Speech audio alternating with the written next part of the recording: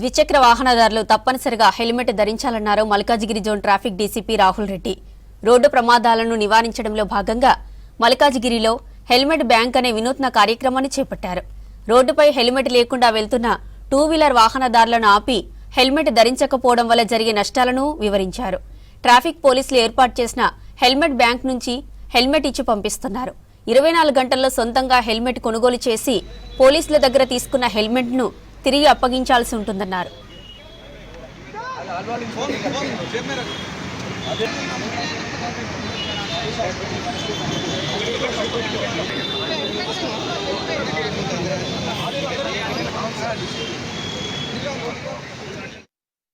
We have started this helmet bank అనే initiative start చేసినాము.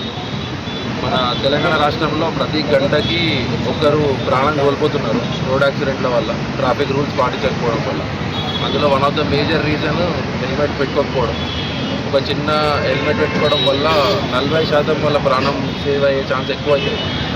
So మనకి ఇవన్నీ ఒక గణాంకాలాగా ఉన్నా కానీ ఎవరైతే ప్రాణాలు కోల్పోతున్నారో వాళ్ళు కూడా మన లెక్క సాఫ్ట్వేర్ చదివేసుకొని వెళ్ళే వాళ్ళు పొద్దున దర్శనాలు తీసుకోవడానికి గుడికి వెళ్తూ ఉంటారు, లేకపోతే షాప్కి వెళ్ళే ఒక బిజినెస్ మ్యాన్ అయి ఉండొచ్చు.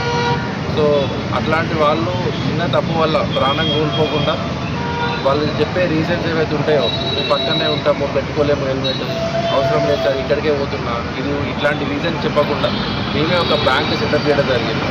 ఈ హెల్మెట్ బ్యాంక్లో మేము ఎవరైతే హెల్మెట్ పెట్టుకోలేదో పీనలైజ్ చేయడం మాత్రమే కాకుండా వాళ్ళకి పాజిటివ్గా హెల్మెట్ పెట్టుకోవడం అలవాటు చేయడానికి we are giving them helmet for 24 hours. Next day వాళ్ళు కొత్త హెల్మెట్ తీసుకొని వచ్చి they have to replace the helmet again.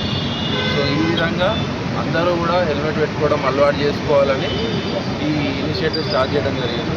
So I hope దీన్ని అందరూ కూడా పాజిటివ్గా తీసుకొని ఎంకరేజ్ అయ్యి ఒక మెసేజ్ ప్రజలకు వెళ్ళాలని కోరుతున్నాను.